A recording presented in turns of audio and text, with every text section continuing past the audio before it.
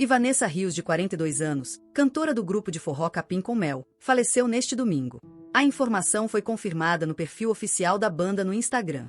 A cantora vinha passando por tratamento contra um câncer de pulmão diagnosticado em 2023.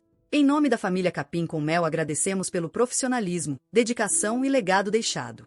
Descanse em paz, Vanessa Rios, consta no comunicado.